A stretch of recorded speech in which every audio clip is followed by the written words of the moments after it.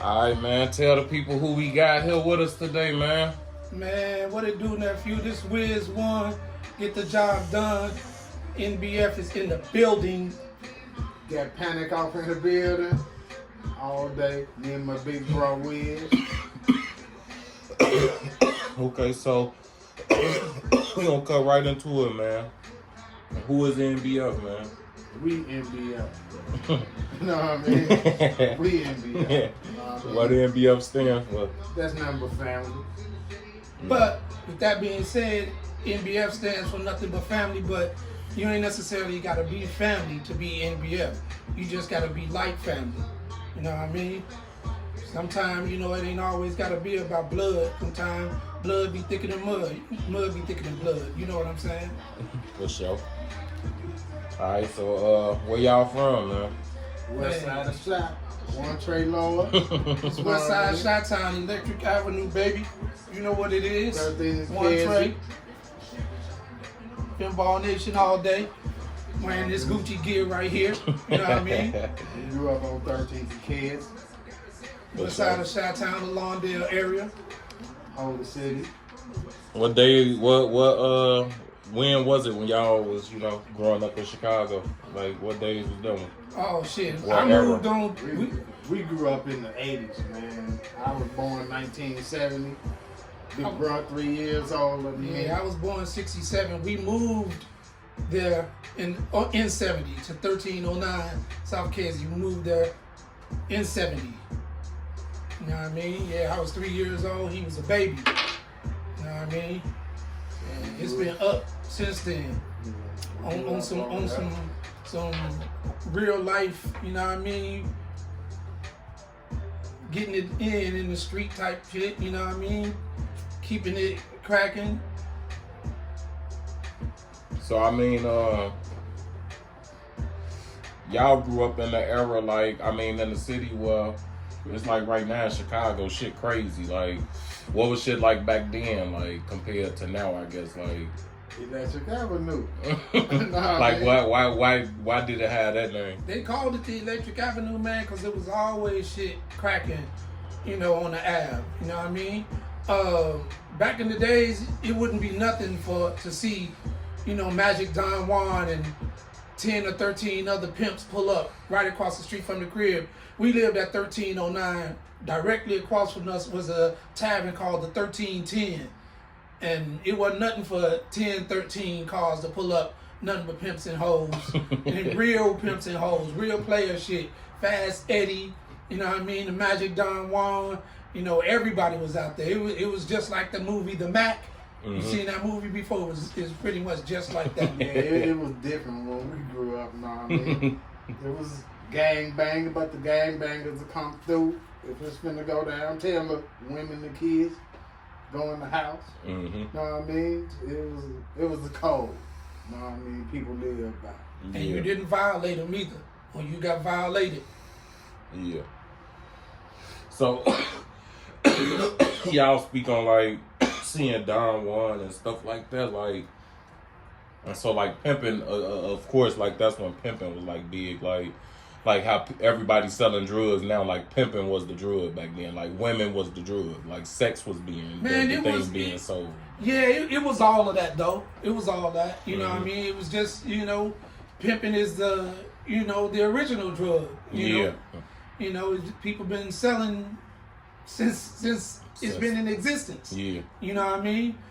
But you had your drug sales, a little weed, and you know, back then it was powder. You know what I mean? Wasn't no crack. It was it wasn't no crack yet. Packs of powder. It wasn't no crack yet. Crack hadn't even almost hit the scene when we talking about. It was weed. It was heroin. You know what I mean? Pills. These young niggas these days talking about lean. They ain't doing nothing but sip and serve. The old heads was doing that back when we was shorties. Yeah. You know what I mean? For sure. They call this syrup.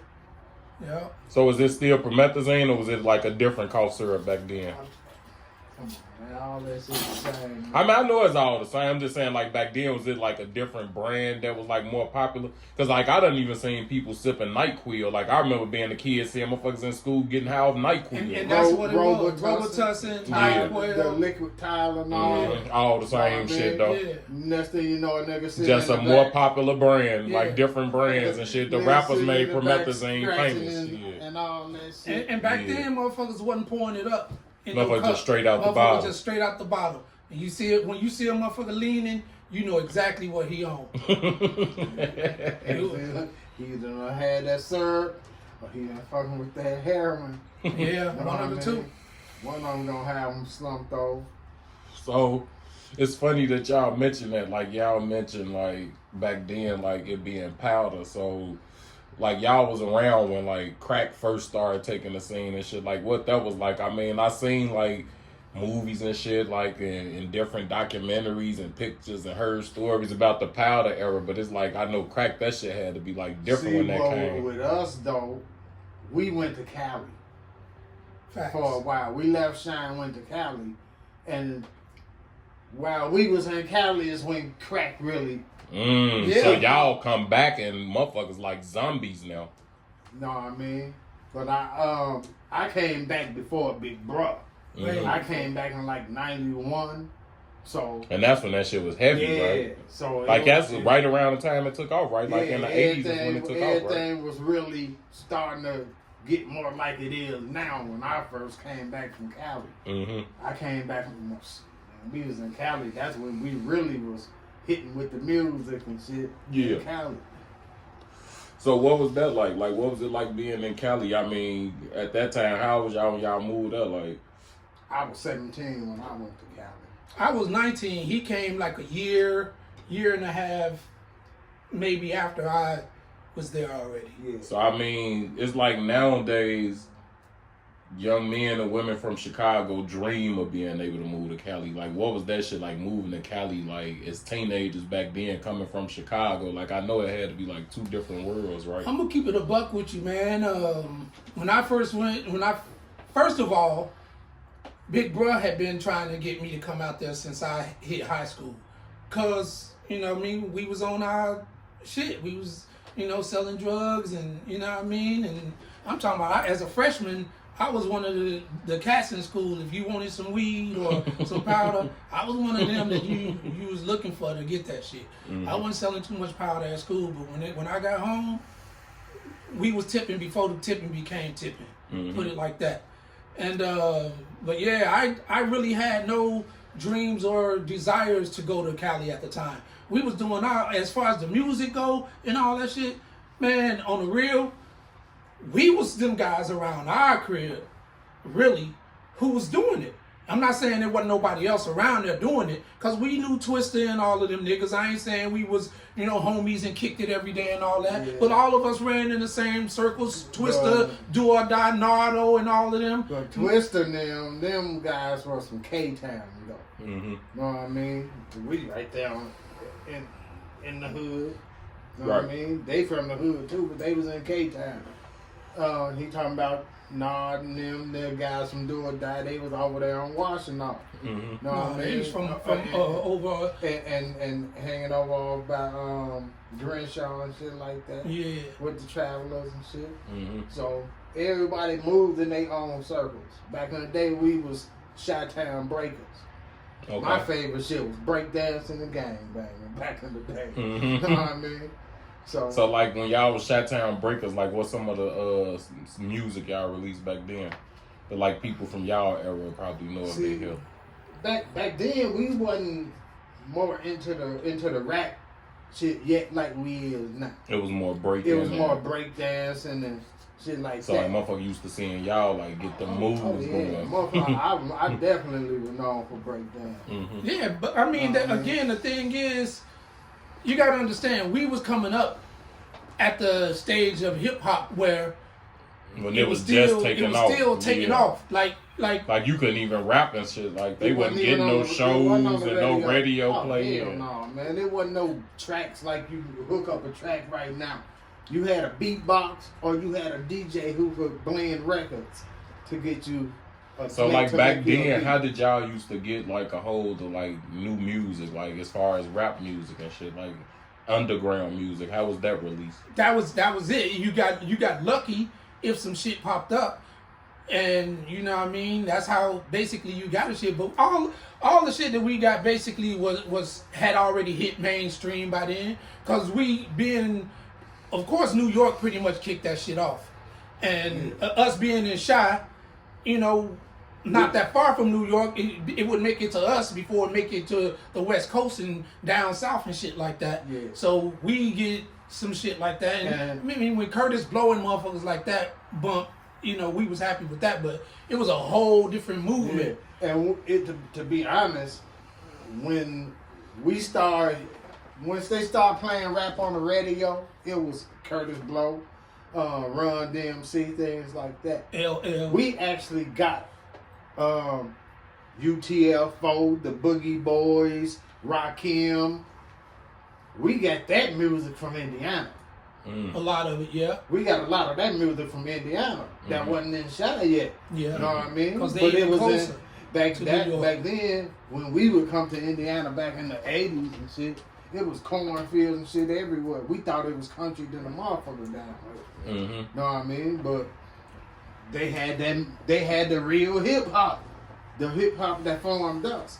Cause that's when I started hearing the MC Shan and Rakim and Big Daddy Kane and shit that we was getting from here, that's what got me into the flow I was in. Big Bruh started me off. Mm-hmm. But then once I started hearing them guys with a constant flow, that's what made me want to have a constant flow with my rap. Instead of the hip hop, hip it to the hip it was constant. Mm-hmm. Wasn't no bunch of pauses with it. Yeah. And I started off, me and some more young guys, we was kings of battle. Know what I mean? We had 2 beatboxers and 2 MCs. And we just went around, we'll try to battle whoever wanted. So battling was a big thing back then. Oh yeah, for Yeah, sure. because that's how you got a name for yourself with rapping. And it wasn't necessarily even battling all the time either. Sometimes it was just a big ass cipher. A big cipher, yeah. You get in the cipher and everybody come on with it. And But that's when people freestyle for real. Yeah. That was for real freestyling. You had to come off the dome with it, you know what I mean? Because wasn't no track to write to, so you wasn't really writing. You had to follow your beatbox. Just like people think the MC was the main character back in the day, but back in the day, the DJ was the headliner, not the rapper. Yeah, if you hear like guys like DMC from Run DMC, if you hear him speak on hip hop, you ain't even really doing real hip hop without a DJ. Cause that's real hip hop. Now I'm not saying that it ain't real hip hop. I'm just saying from one of the originators, A pioneer in it. That's how he would see it. You know what I mean? And you know they put on for Jam Master Jay bigger than anything and anybody. They felt like people was really coming to see him, and they was just an addition, because that's what it was all about. Yeah. Your DJ, and then it became your beatbox. The rapper was there to talk all about the DJ. Right. Yeah. Put your DJ on. Because the DJ, I mean, that's the party. I mean, Yeah. He was gonna rock the party. You know what I mean? And as the rapper, you want to get next to him for the exposure and be one of the people he playing that's rocking the party. And like I said, if you wanted a beat, you had to get you a DJ because he was gonna blend the records. Yeah, you can't go on YouTube and do no type beat back then. He was gonna chop them records up and make you a beat right there. You know what I mean? And that's what made a DJ dope too, though. For sure.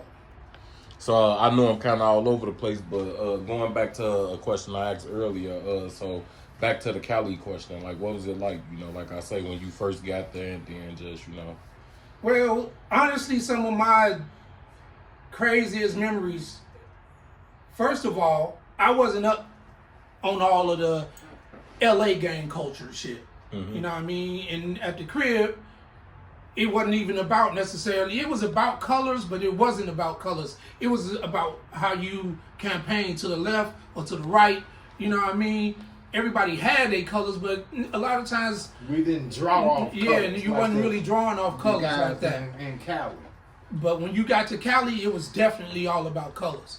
And I remember being on Venice Beach with Big Bruh, and me not knowing nothing about that. I'm draped in red and white, and I'm wondering why all these cats is running around me, looking at me crazy. And bro, like, man, you know why they on you like that? And I'm from the west side of Chicago. I done, been through the gangbang thing and all that, and I'm really trying to get away from all that. Mm-hmm. But at the same time, I mean, I really wasn't ducking no smoke or none of that shit. But I ain't, trying to be out there causing no commotion and all that. But yeah, that was kind of wild. And then one time he took me to a concert that was at a roller rink.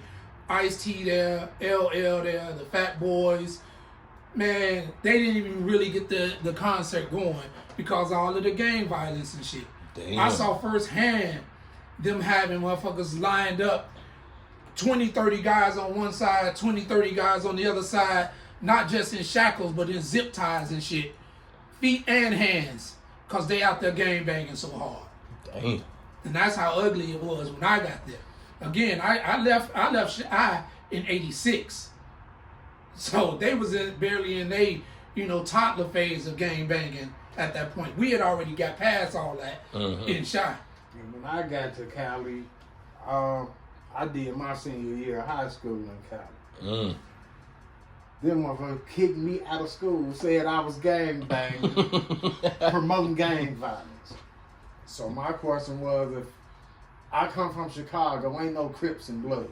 Mm-hmm. Know what I mean? So who am I promoting gang violence with? If I'm not a Crip or a Blood. But they kicked me out of high school for it. So why did they say you was promoting gang violence? We had a crew called the BMW crew, Big Money World. One time we was at a pizza parlor and a reporter came and started asking us about it and shit. We telling them we do hip hop, we rap, do graffiti and shit like that, art. This motherfucker went and put in the newspaper. We said we was BMW Crips. Now I will tell you this. I had just told them, don't be talking to no reporters. Vouch for me. I just told them, don't be talking to no reporters and shit, because I'm already up.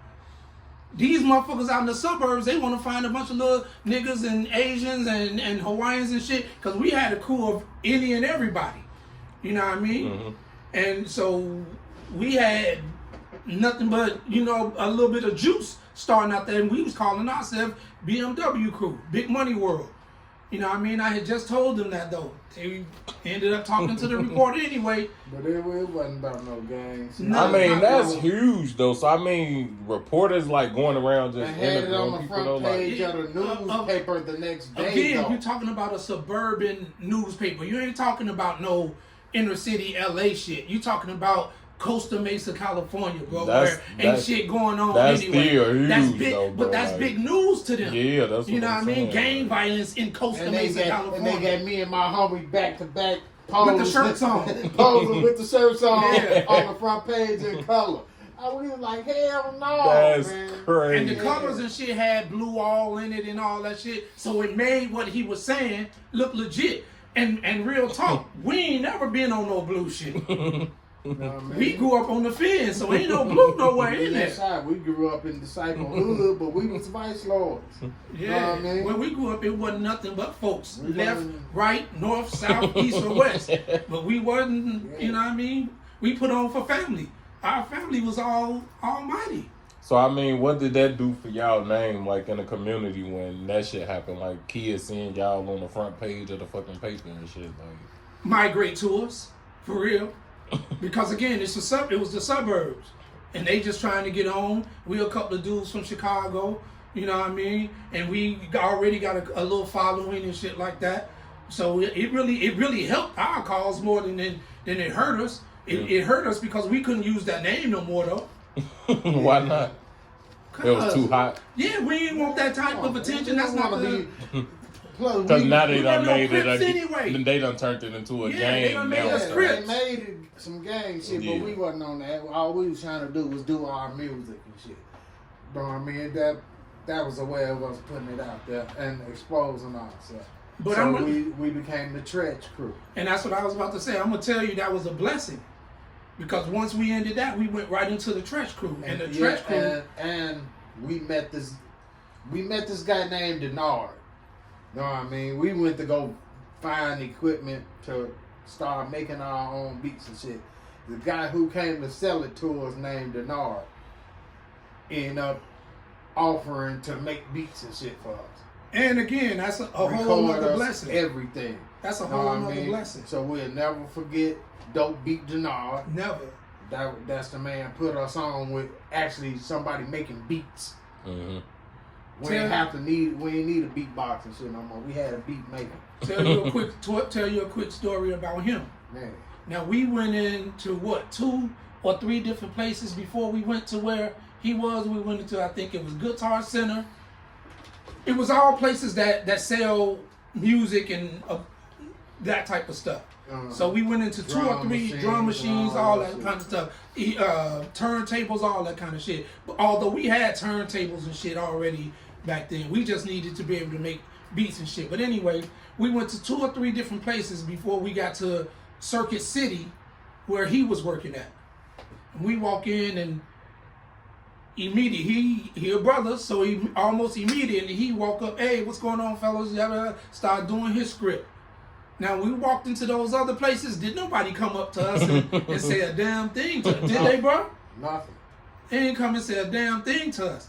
And anytime we was even looking at some shit, nobody even though they was right there in our vicinity, nobody was checking for us. Mm-hmm. Nobody was, hey, what you like the price on that? You want me to demo that? He took us around and started demoing shit for us and all kinds of shit. Mm-hmm.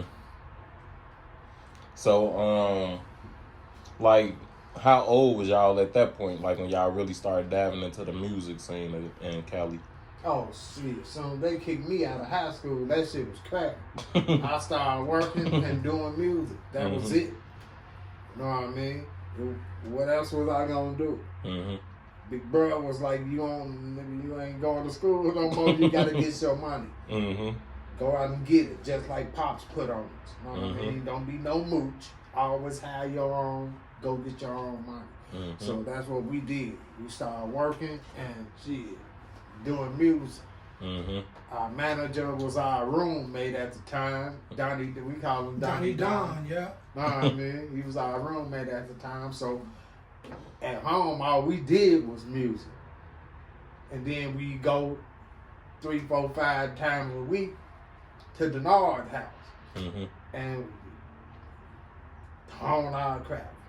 All we did was rehearse. Then we started shows on the weekend, shows during the week, volunteer shows. You know what I mean? Wasn't even getting paid to go volunteer to get your name out there. Mm-hmm. Real talk. We worked at the Marriott at the time. There was not an event that was done at the Marriott that we worked at that time that we didn't perform at and or put on as far as DJing it and MCing it and all of that. That's crazy. We did all of it. And it was free work. I got in a car accident, and to heal myself, I started fucking with them turntables and got raw on the turntable. Then anything to do with hip hop, I done did it. Only thing I could never do was beatbox. Mm-hmm. But everything else to do with hip hop, I done did it. And did it good. You know what I mean? So, like, did y'all meet any, like, known rappers and stuff like that we may know, like, when y'all was, like, doing the music in Cali? I mean, go ahead and tell. I mean, he got a story about Eazy-E. It's our masters from when we was in Cali doing music. Some of our masters. Some of the songs we did, the copyrights. You know what I mean? But this is what the masters look like back. Always owned our own shit. This is what our masters look like back in the day. So this what people out here out here mad as hell for. Because they don't own. Right. Know We what I mean? always owned If all that. precisely owned this shit, he wouldn't have had to go and do that shit. So y'all ain't have to kidnap nobody Man, to get man, y'all man, masters. Shit. Boy, like we said, he was our room. That's Big Donnie Bro. Don. That's Big That's Bro. Big Bro. Know what I mean? All them years, he had our masters waiting for us. Mm. Know what I mean? He presented them to us. Here go y'all masters. Mm. And there wasn't no fees, nothing about no money, none of that shit. And Nah, we made a little money out there doing our thing, but the way I see it just wasn't for us back then. Cause we weren't willing to sell our souls for the shit anyway. Mm-hmm. You know? Yeah, all the little fuck shit niggas be doing now just to make some money, man. Motherfucker would have had to kill me coming to me with some gay ass shit or something. Know what I mean? So what happened with I'm gonna make some money. You say you got an Easy E story? I mean, they wanted to buy a few of them songs that's on that master right there. Mm. He wanted to buy a few of them for his own shit, but like we said, they was to us, they wasn't the NWA, and he wasn't the Easy E and shit that they turned out to be then. Mm-hmm. So to us, that's just plus it was a low ball offer. Mm. So we was like, fuck it, no, we keep the shit ourselves. Cause he didn't want to give him none. huge, He didn't though. give him none of the rights and all of that. He wanted Yeah, to. he wanted to All say- to the song. He wanted straight to get me 15 bands, 3 songs. You don't got no rights for writing it, nothing. You ain't a co-writer on it or nothing. Mm. He wasn't gonna give him none of the You know what I royalties. mean? nothing. So he done Just a took flat some fee. songs they blew up like all the other shit they had. But now I wish I would have knowing what he turned out to be. If I would have, know what I mean? That would have put me in the door at least for ghostwriting for other motherfuckers and shit. So, like when was this? Like what year was this? I don't remember the year, but if I'm not mistaken, Go bro, ahead, that was bro. actually this Tato calling in. Know what I mean? My son, he damn part of the team too. yo. Yeah, go hold on, I'm gonna hit him back. But yeah, that's huge though. Like to have Yo. Easy E trying to buy y'all music, like y'all had to be making some noise. What up with it? Alright, we sitting here doing an interview right now. So we waiting on you. But yeah, that was just one little thing. As far as meeting a bunch of rappers and shit like that, really, we didn't. I did a show after he Panic left. I did a show with I was on the same card as the Loonies at the Viper Room up in Hollywood. You know, after that Operation Stackola album. It was they second album, and yeah, I did a show with them again. I'm not trying to act like we kicked it and hung out and was friends and all that shit. It wasn't none of that. You know, we was just on the same card. Hey, that's Me and my still crew- huge. Yeah, me and my crew was the one of the opening acts for what they did. Mm-hmm. Yeah, I was with a dude called Lupar. Shout out to Lupar. Lupa fan. Yeah, Lupar What's fame. Shout out to him. You know what I mean? He put on for a lot of, you know, MCs and young MCs coming up out there back in the days. You know what I mean? Matter of fact, on our album we got a song that was co-produced by Lupa, gonna be on there. Yeah. Be looking for that. Yeah. It's coming. For sure. Check that out. So, what's the name of the project y'all working on right now? Oh yeah, bro. The name of the project we working on right now is Breaking the Silence. That's what we doing right here, Breaking the Silence, giving y'all a introduction to NBF. We've been doing it for a long time, but now we gonna go ahead and give y'all something new from us. I want to speak on that real quick too, as far as, you know, breaking the silence and what that means to us and what it may or may not mean to the culture. I check out some cats on social media. They got their little takes on cats our age still trying to do music and trying to be young. I ain't trying to be young. Mm-hmm. I'm just doing what I love. I've been doing it since you know what I mean? A lot of niggas out here been doing it. Mm-hmm. And it's just in my blood. It's just what Pops was a musician. You know what I mean? He used to always pull us up on stage and, you know, introduce us and all of that. And I kind of got bit by the bug, you know, as time went on. And, you know, so a stage ain't never been nothing foreign to me. Mm-hmm. And again, I'm just trying to say, we out here trying to do our thing. This is our breakout time, I feel like. Mm-hmm. Age ain't got nothing to do with it. Don't nobody look at a rock star or R&B singer or tell them they gotta sit their ass down and can't make no music. So how you gonna tell an MC or a rapper or whatever you want to call it, they can't do it no more? Mm-hmm. I feel like I'm still dope, whether the next man feel like I am or not. I do it for the love. I do it for my fans. Mm-hmm. If I ain't for you, I ain't for you. You know what I mean? But I'm still gonna put on for the west side of Chi-Town the way we get down, just like we always have. For Electric sure. Ave. You know what I mean? That's just how we do it. Me personally, as far as to take on the old school, know what I mean? I listen to all the new school guys. Know what I mean? Yeah. I am hip hop. Yeah. Mm-hmm. For Know what I sure. mean? I give respect to the younger guys, For sure. and for the youngsters who feel like, oh, old school always trying to tell me something. You might want to listen to some of us. Mm-hmm. I ain't gonna say listen to all of us, because some old school guys be on bullshit, and shame on them. Mm-hmm. Know what I mean? Facts. But the ones like us who gonna give it to you real, man, because I ain't gonna front. My nephews and shit, I give it to them real, let them be they 7th round